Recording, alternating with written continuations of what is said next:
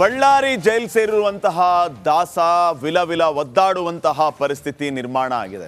ಪರಪ್ಪನಗ್ರಹಾರದಲ್ಲಿ ರಾಜಾತಿಥ್ಯ, ಮಗ್ದುಂಬ coffee, ಕೈಯಲ್ಲಿ cigarette, ಕುರ್ಚಿ, table. ಆದರೆ ಬಳ್ಳಾರಿ ಜೈಲಲ್ಲಿ ಇದು ಯಾವುದಕ್ಕೂ ಕೂಡ ವ್ಯವಸ್ಥೆ ಇಲ್ಲ. ಹೀಗಾಗಿ ಈಗ ದರ್ಶನ್ ಮುಂದೆ ಇರುವಂತಹ ಆಪ್ಷನ್ಸ್ ಏನು ಅನ್ನೋದ್ರ ಬಗ್ಗೆ ಭಾರಿ ಚರ್ಚೆಗಳಾಗ್ತಾ ಇದೆ. ಅದರಲ್ಲಿ ಮುಖ್ಯವಾಗಿ ಈ ಜೈಲಿಂದ ಬೇರೆ ಜೈಲಿಗೆ ಶಿಫ್ಟ್ ಆಗಬೇಕು ಅನ್ನುವಂಥದ್ದು. ಹಾಗಿದ್ರೆ ಅಸಲಿಗೆ ದರ್ಶನ್ ಪ್ಲಾನ್ ಆದರೂ ಏನು? ಈ ವರದಿಯಲ್ಲಿ ನೋಡೋಣ.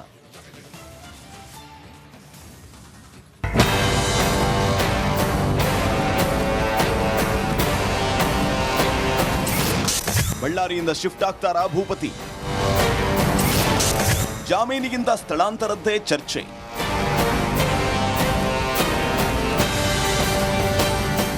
ಪರಪ್ಪನಗ್ರಹಾರ ಜೈಲಲ್ಲಿ ಸಂಪಾಗಿದ್ದ ಪೊರ್ಕಿ ದರ್ಶನ್ಗೆ ಬಳ್ಳಾರಿ ಸೆಂಟ್ರಲ್ ಜೈಲಿಗೆ ಹೋಗ್ತಾ ಇದ್ದಂತೆ ವಿಲವಿಲ ಅಂತ ಒದ್ದಾಡ್ತಿದ್ದಾರೆ. ಅಲ್ಲಿನ ಬಿಸಿಲು ಇಡೀ ಸೆಲ್ಲಲ್ಲಿ ಏಕಾಂಗಿಯಾಗಿರೋದು ನರಕ ಯಾತನೆ ಅನುಭವಿಸಿದಂತಾಗ್ತಾ ಇದೆ.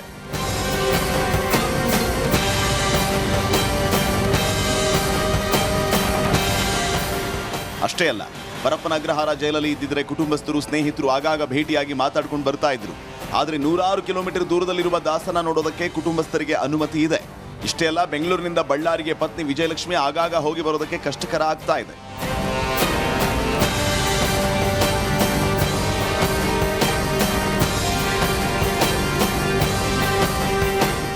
ಹೀಗಾಗಿ ಬಳ್ಳಾರಿ ಜೈಲಿಂದ ಹೇಗಾದ್ರೂ ಮಾಡಿ ಸ್ಥಳಾಂತರ ಆಗೋದಕ್ಕೆ ಪ್ಲಾನ್ ಮಾಡ್ತಾ ಇದ್ದಾರೆ. ಹೀಗೊಂದು ಚರ್ಚೆ ದರ್ಶನ್ ವಕೀಲರ ವಲಯದಲ್ಲಿ ಚರ್ಚೆ ನಡೀತಾ ಇದೆ. ಬಳ್ಳಾರಿಯ ವಾತಾವರಣಕ್ಕೆ ದರ್ಶನ್ ಹೊಂದಿಕೊಳ್ಳೋದಕ್ಕೆ ಆಗ್ತಾ ಇಲ್ಲ. ಅಲ್ಲದೆ ಬಳ್ಳಾರಿಗೆ ಶಿಫ್ಟ್ ಆದ ಮೇಲೆ ನಿರಂತರವಾಗಿ ತೂಕ ಕಳೆದುಕೊಳ್ತಾ ಇದ್ದಾರೆ.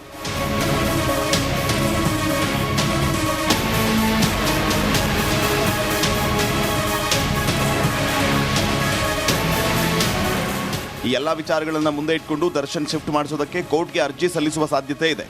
ಬೆಂಗಳೂರಲ್ಲದೆ ಹೋದ್ರೂ ಮೈಸೂರಿಗಾದ್ರೂ ಸ್ಥಳಾಂತರ ಮಾಡಿಸೋದಕ್ಕೆ ಸಿದ್ಧತೆ ನಡೀತಾ ಇದೆ. ಈ ಬಗ್ಗೆ ಹೈಕೋರ್ಟ್ ಅಲ್ಲಿ ರಿಟ್ ಅರ್ಜಿ ಸಲ್ಲಿಸೋದಕ್ಕೆ ಸಿದ್ಧತೆಯನ್ನ ಮಾಡಿಕೊಳ್ಳಲಾಗ್ತಾ ಇದೆ.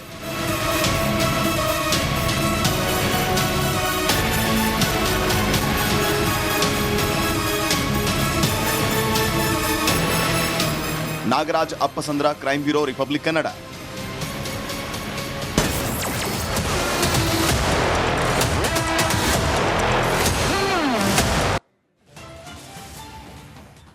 ವಿಲ್ಸನ್ ಗಾರ್ಡನ್ ನಾಗ ದರ್ಶನ್ಗೆ ರಾಜಾತಿಥ್ಯ ಕೊಟ್ಟಂತಹ ಸಂದರ್ಭದಲ್ಲಿ ಹೆಚ್ಚು ಚರ್ಚೆ ಆದಂತಹ ಹೆಸರು ಈ ವಿಲ್ಸನ್ ಗಾರ್ಡನ್ ನಾಗನ ಹೆಸರು.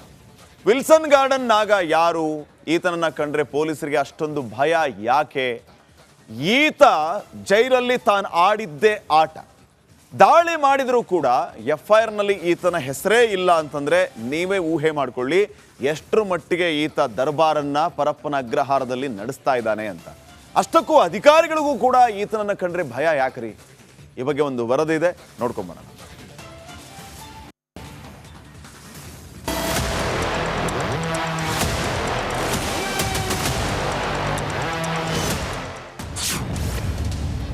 ನಾಗನ ಕಂಡ್ರೆ ಕಾಕಿಗೆ ಇದೆಯಾ ಭಯ? ಪೊಲೀಸ್ FIR ನಲ್ಲಿ ನಟೋರಿಯಸ್ ಹೆಸರೇ ಇಲ್ಲ. ರಿಪಬ್ಲಿಕ್ ಕನ್ನಡ ಯಾವುದಾದ್ರೂ ಒಂದು ಸುದ್ದಿ ಹಿಂದೆ ಬಿದ್ದರೆ ಅದನ್ನ ಬಯಲು ಮಾಡದೇ ಇರೋದಿಲ್ಲ. ಅದರಲ್ಲೂ ಪರಪ್ಪನಗ್ರಹಾರದಲ್ಲಿ ಕೊಲೆ ಆರೋಪಿ ದರ್ಶನ್ ಇದ್ದಾಗ ವಿಲ್ಸನ್ ಗಾರ್ಡನ್ ನಾಗ ಸೇರಿ ಆತನ ಸಹಚರರು ರಾಜಾತಿಥ್ಯವನ್ನ ನೀಡಿದ್ರು. ಇದಕ್ಕೆ ಜೈಲು ಸಿಬ್ಬಂದಿ ಕೂಡ ಸಾಥ್ ನೀಡಿದ್ರ ಅನ್ನೋ ವರದಿ ಕೂಡ ಪ್ರಸಾರ ಮಾಡಿತ್ತು.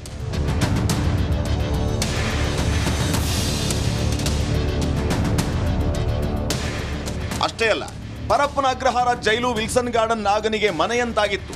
ತಾನು ಹೇಳಿದಂತೆ ಅಲ್ಲಿ ನಡೀತಾ ಇತ್ತು. ತನ್ನ ಮಾತೆ ಅಲ್ಲಿ ಶಾಸನವಾಗಿತ್ತು. ಅಷ್ಟಕ್ಕೂ ನಾಗನಿಗೆ ಜನಪ್ರತಿನಿಧಿಗಳು, ಹಿರಿಯ ಅಧಿಕಾರಿಗಳು ಸಾಥ್ ನೀಡ್ತಾ ಇದ್ದಾರಾ ಅನ್ನೋ ವರದಿ ಕೂಡ ಪ್ರಸಾರ ಮಾಡಿತ್ತು.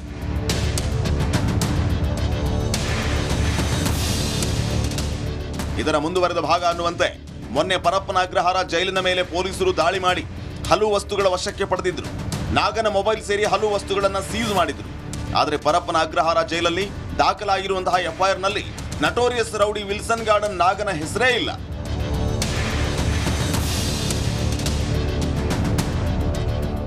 ಜೈಲ್ ಸಿಬ್ಬಂದಿ ವಿರುದ್ಧವೇ ದೂರು ದಾಖಲಾಗಿದೆ. ಜೈಲಿನ ಅಧಿಕಾರಿಗಳು, KSISF ಅಧಿಕಾರಿಗಳ ಮೇಲೆ ನಿಷೇಧಿತ ವಸ್ತು ಜೈಲು ಒಳಗ್ಬಿಟ್ಟ ಆರೋಪದ ಹಿನ್ನೆಲೆ FIR ದಾಖಲಾಗಿದೆ. ಇನ್ನು ಇದರಲ್ಲಿ ವಿಚಾರಣಾಧೀನ ಕೈದಿಗಳು, ಸಜಾಬಂದಿಗಳ ಜೊತೆ ಶಾಮೀಲಾಗಿದ್ದಾರೆ ಅನ್ನೋ ಆರೋಪ ಇದೆ.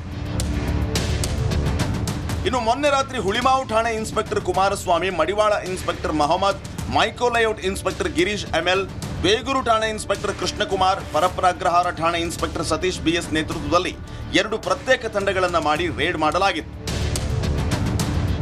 ನವೀನ್ ಶೆಟ್ಟಿ, ರಿಪಬ್ಲಿಕ್ ಕನ್ನಡ, ಆನೇಕಲ್.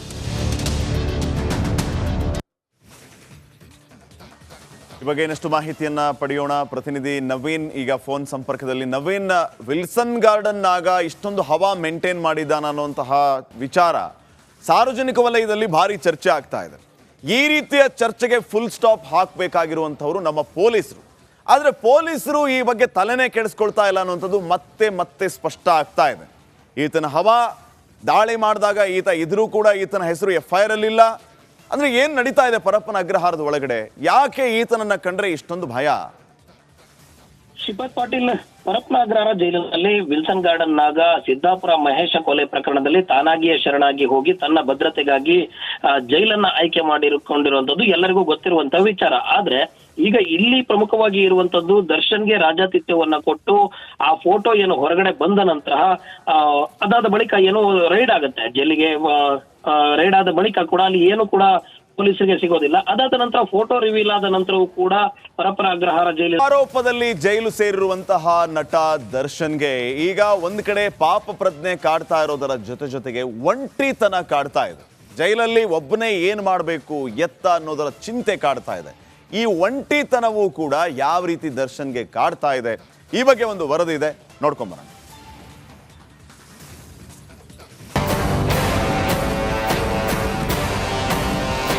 ರೇಣುಕಾಸ್ವಾಮಿಗೆ ಭೂಮಿ ಮೇಲೆಯೇ ನರಕ ದರ್ಶನ ಮಾಡಿಸಿದ್ದ ಡಿ ಗ್ಯಾಂಗ್ನ ಕ್ರೌರ್ಯ ಅಷ್ಟಿಷ್ಟಲ್ಲ.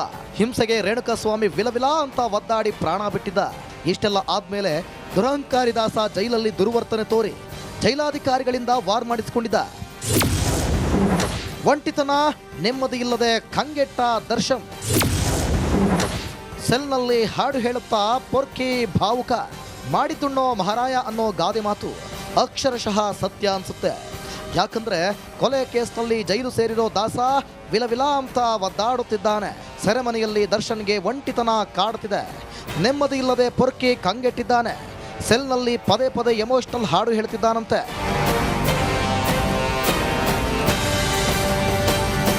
ಒಂಟಿತನ ಕಳೆಯಲು ರಾಜ್ಕುಮಾರ್ ಅವರ ನಗಲಾರದೆ ಅಳಲಾರದೆ ತೊಳಲಾಡಿದೆ ಜೀವ ಅಂತ ಹಾಡು, ಹಾಗೂ ಪುನೀತ್ ರಾಜ್ಕುಮಾರ್ ಅವರ ಏನಾಯ್ತು ಇದೇನಾಯ್ತು ವಿಧಿಯಾಟ ಏನಾಯ್ತು, ನೀನಿಲ್ಲ ನಿನ್ನವರಿಲ್ಲ, ನಿನ್ನ ನೆರಳೆ ನಿನಗಿಲ್ಲ ಅನ್ನೋ ಸಾಂಗ್ ಹೇಳ್ತಾ ದರ್ಶನ್ ಭಾವುಕನಾಗ್ತಿದ್ದಾನಂತೆ.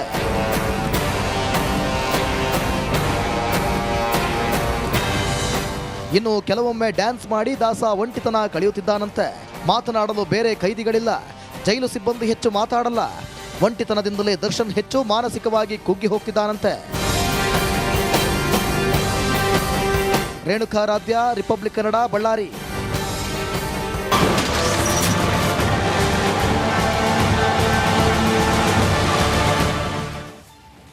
ಪರಪ್ಪನ ಅಗ್ರಹಾರದಲ್ಲಿ ದರ್ಶನ್ಗೆ ರಾಜಾತಿಥ್ಯವನ್ನ ಕೊಟ್ಟಂಥವರು ಯಾರು? ಈ ರೀತಿಯ ಒಂದು ವ್ಯವಸ್ಥೆಯನ್ನ ಕಲ್ಪಿಸಿದಂಥವರು ಯಾರು? ದರ್ಶನ್ಗೆ ಜೈಲು ಒಳಗಡೆಯೂ ಕೂಡ ಐಷಾರಾಮಿ ವ್ಯವಸ್ಥೆಯನ್ನ ಮಾಡಿದಂಥವ್ರು ಯಾರು? ಈ ಎಲ್ಲ ಪ್ರಶ್ನೆಗಳಿಗೆ ಉತ್ತರ ಕಂಡುಕೊಳ್ಳುವಂತಹ ಪ್ರಯತ್ನ ಈಗ ಆಗ್ತಾ ಇರೋದು ಒಂದು ಕಡೆ. ಆದರೆ ಈ ರೀತಿಯ ವ್ಯವಸ್ಥೆಯ ಹಿಂದೆ ಯಾರ ಕೈವಾಡ ಇದೆ ಅನ್ನೋದ್ರ ಬಗ್ಗೆಯೂ ಕೂಡ ಚರ್ಚೆ ಆಗ್ತಾ ಇದೆ. ಈ ಬಗ್ಗೆ ಒಂದು ವರದಿ ನಿಮ್ಮ ಮುಂದೆ.